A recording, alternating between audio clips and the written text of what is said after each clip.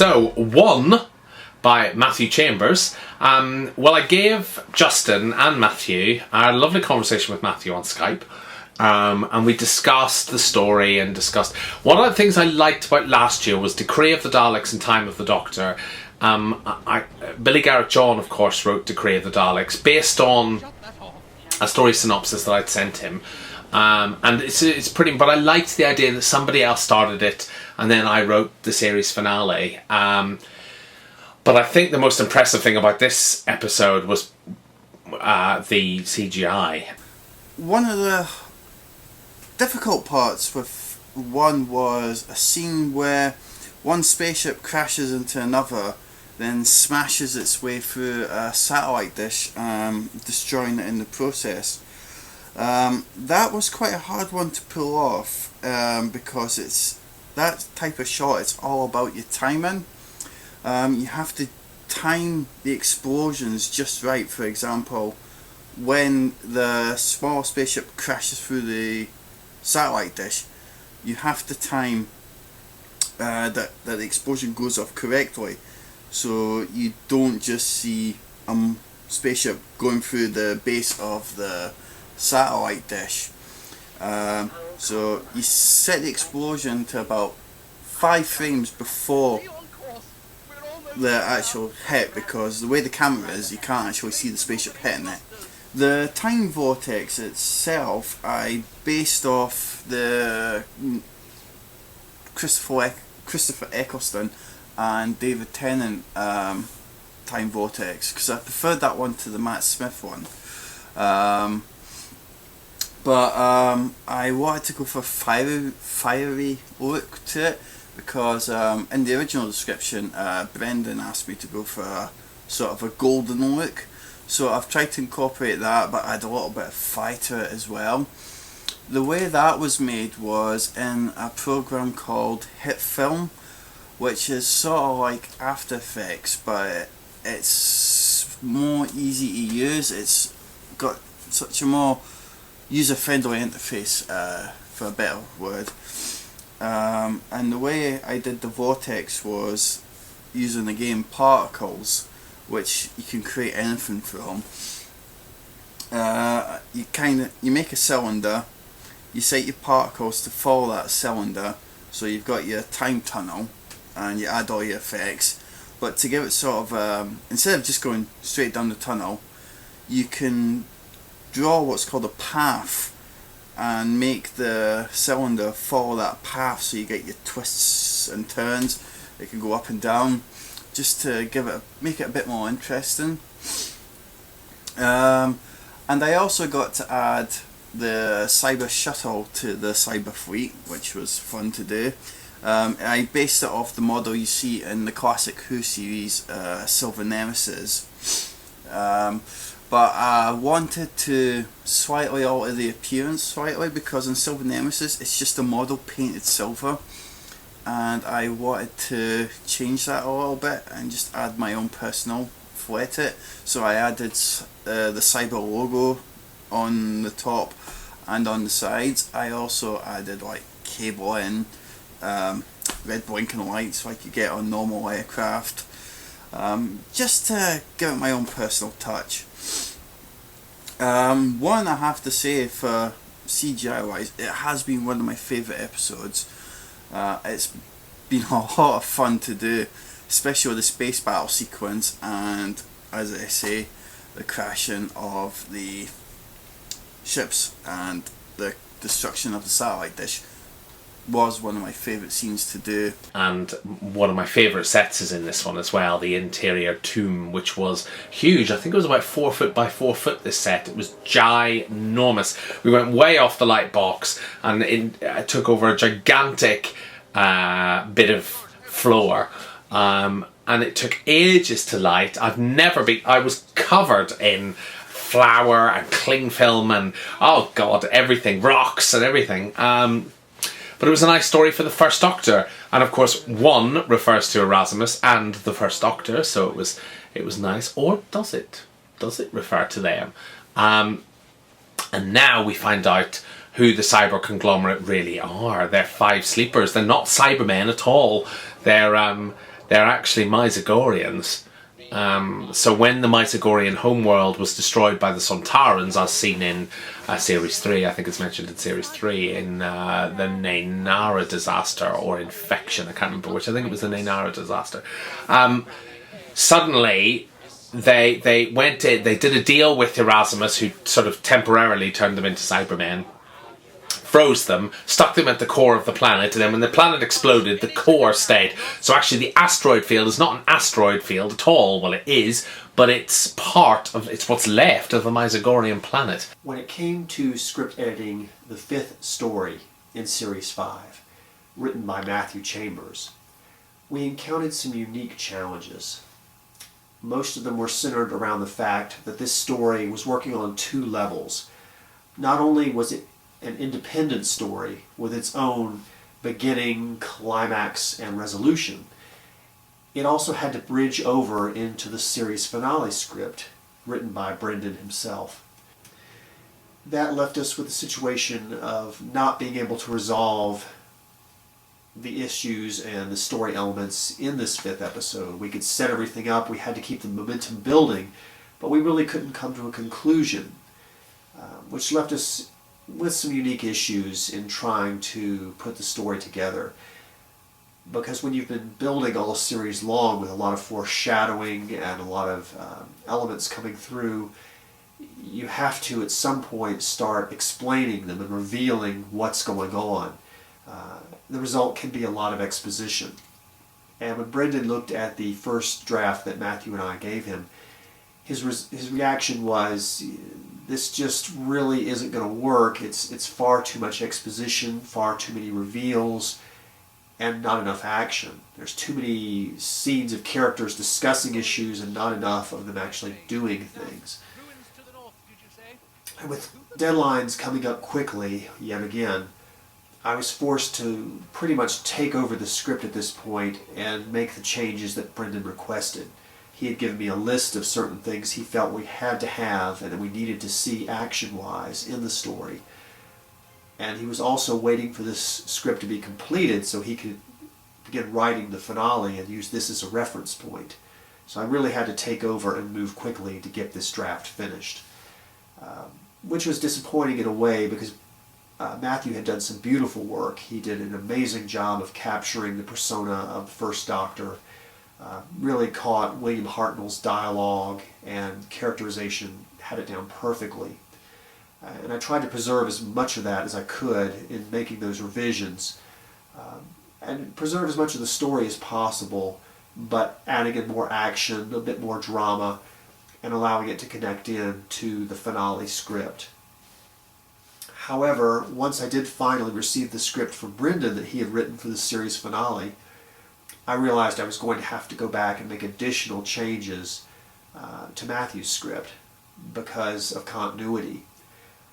When you have this big epic that you're writing and it's being written by 2 different individuals, things don't necessarily link up as if it had been written by all one person. You have continuity elements that you've started in this first story but that get lost in the second, or vice versa, something that was never brought up here but is now brought up in the second story. And so I had to weave all these elements together, make sure all the different story sections, the various arcs we had worked on, the subplots, were all wrapped up. And so I took the 5th story back again, made some additional changes so that it linked up to that final resolution. And then everything that had been opened up in Matthew's script was completed in Brendan's script. The final episode of the series, Scream of the Cybermen, that didn't actually have a lot of CGI effects in. The main ones were sort of where the cyber director's looking at monitor screens of what's going on. So what I did for those shots was I rendered out the CGI sequence as normal in 3ds Max.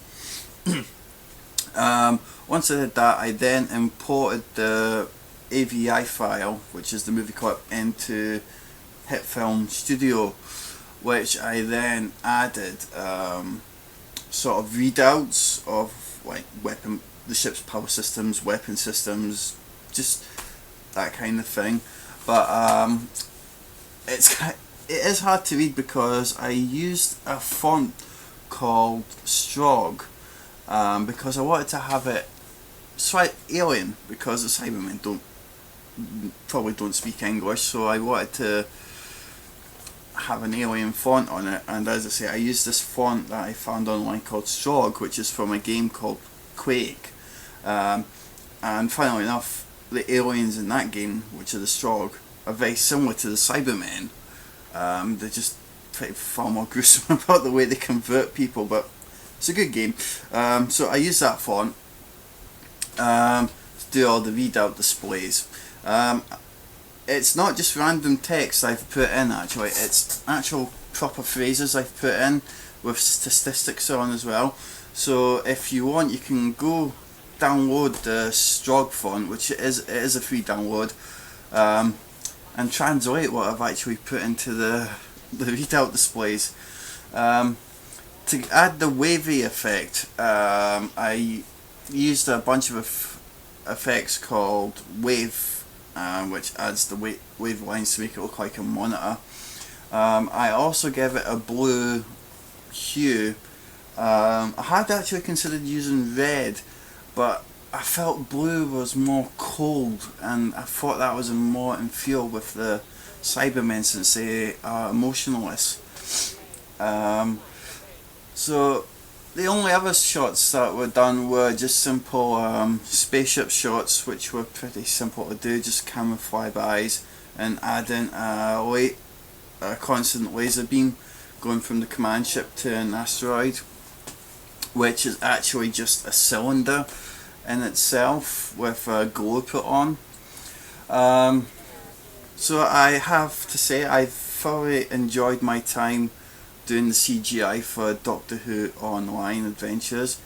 It has been an absolute honour and a lot of fun to do, and I hope this series is a success. When editing the series finale, Scream of the Cybermen, written by Brendan, the major challenge with this story was the enormous amount of information we had to give the audience.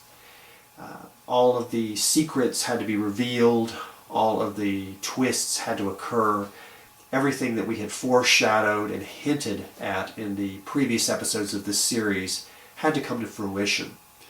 But the challenges are, you don't want to overwhelm the audience with an enormous amount of exposition and information at the expense of action or story or character development. And we had some pretty dialogue-heavy scenes where Maria, primarily, was revealing a lot to the 7th and 8th Doctors about Myzagoria, about her powers, about what had happened to her race. And as a result, we had some momentum issues where the script was really just coming to almost a screeching halt to get this information across. I discussed it with Brendan, and I thought, well, maybe we should parcel this information out a little bit. But initially, his feeling was, let's just get it over with in one go. Let's get this all this exposition done so we can move on to some more action sequences. As a result, after finishing the edit, a little voice in my head just wouldn't let me go, and just sort of felt like this isn't quite where it needs to be. We shouldn't go forward with a script that it doesn't have a better even pacing to it. It doesn't have a stronger flow. And so for the first time in the series, I asked Brendan if he wouldn't mind giving me a second opportunity to edit a script, that I really wanted to look at this piece again. And he kindly agreed. And in that second edit, I really focused on trying to spread out the exposition a bit, so that instead of one big chunk, that we'd get pieces of information along the way that would build each time like a step in a ladder and get us excited as we moved further along and learned more information as events unfolded. It was a similar tactic to what I had used in the previous script 1, where Erasmus was telling the first Doctor so much about the history of Mondas and what he had done in his previous visit to Myzagoria. that I thought it worked best there to just give us small tidbits of information. He reveals one or two facts, and before he can reveal anything else, something happens, and then he reveals another few facts in a different scene, and then again something happens, and he doesn't reveal it all at once. We kind of stoke the audience's curiosity, which is giving small segments of information, and each time more is revealed, more of the picture is exposed. And that's the tactic I used here with Scream, is trying in my edit to have that information parceled out in bits and pieces. And also my other major concern was making sure the 8th Doctor had a little more to do. With the 7th Doctor reunited with Maria, of course they had spent season 3 and 4 together, they sort of ended up spending more time as the old team, if you will. And I didn't want the 8th Doctor to sort of be moved off to the side, so I tried to kind of give him a little more activity, so that when his conversion to a Cyberman occurred, it would be more of a shock and more integrated with the rest of the story. But overall, Brendan wrote a very strong piece that synced in nicely with the previous script written by Matthew Chambers. I put those two and wove them together, and I think we got really a terrific epic to conclude Series 5, which enabled us to tie up all of our character arcs and story arcs with Maria and her departure, with the cyber conglomerate, and the reveal that they were in fact Myzagorians and were not your typical Cybermen. And that also I wanted to play out, because when you have a title like Scream of the Cybermen, it might strike viewers a little odd at first, because screaming is often associated with emotion, and here are the Cybermen, which are by definition a race that has no emotion whatsoever. But the Myzagorians are very emotional people. They've retained some of their emotion in the transformation to being cyber beings. And that's what we played with the title of Scream of the Cybermen. It was more of the revival of these emotional people who are trapped in cyber bodies, as opposed to your typical emotionless Cybermen. And that was a theme we had played with all the way in the series from Heart of Steel on, is the idea that these Cybermen had some emotional elements left, and they were at times experimenting on the larger cyber community, if you will, by injecting elements of emotion or trying to restore their humanity to some degree. So, hope you enjoyed Series 5 and the resolutions that we gave. Well, that's it. You've seen Scream of the Cybermen. Yes, we sadly did kill Maria off, but she did it in such a heroic way. She saved her people, blew up the cyber fleet, and blew up herself as well. And also we're left with a mystery, because we don't know whether we'll be coming back with the 7th Doctor or the 8th Doctor. Who was sent to help who? Whom? Well, you'll find all that out at Christmas. And yeah, that's terribly exciting. So for the 50th anniversary, you've seen our series now. We've covered all the Doctors, and now we've got one surprise for you. We are going to do, or we have done, a 50th anniversary 1-hour radio drama. And it's called One Fine Time Lord, and it will be available to download for free at Doctor Who Online, and it's for children in need. So we are trying to raise money for children in need, and all the money will go directly to children in need. It won't come anywhere near us. But we've got together a group of fans, friends and familiar faces for this one-off special drama, which is a Doctor Who spin-off, really. It's not really Doctor Who as such, it's Doctor Who spin-off. Yeah, it's worth getting excited about. So, but I won't say anything more than that, but it will be available on Children in Need Night, and I hope you support us, I suppose, is really my main message. For this one, for Scream of the Cybermen, which was a great title, everyone told me it was such a good title. We wanted the cyber conglomerate to fight the Cybermen, with the Doctors, 7th and 8th, getting in the middle of essentially Maria's final civil war. And I think Maria's come on a wonderful journey from Angel in the Attic all the way through the Universal War, all the way through Series 4, which she unleashes the Parakind, and now to her defeat. So there'll obviously be some issues to deal with when we come back at Christmas. And when we come back at Christmas, we've of course got to wrap up our third Doctor storyline on Gallifrey, because Omega is back. He's doing something on Gallifrey. We don't know what yet. But rest assured, that will be coming back at Christmas. But you've got one fine time lord before that. So here's to the Christmas special and the new series coming soon. Coming soon. The Doctor's in for a nasty surprise. It's quite simple, Doctor. You have been imprisoned in the Matrix as punishment for your crimes. Lord Rassilon, there is an energy drain coming from the Matrix. Doctor, can you hear me? This is your third incarnation. Doctor! Tullivar smells blood. Our blood. Tullivar will not see me, Cal. I swear, Archeron, I will not go back to darkness. Did the great Rassilon cast you out, sorcerer? I saw the oil burning, but he has no wounds. Then he is indeed a sorcerer. Once Omega and I have perfected time travel, those who rebelled against me will suffer. I want to return to the old ways.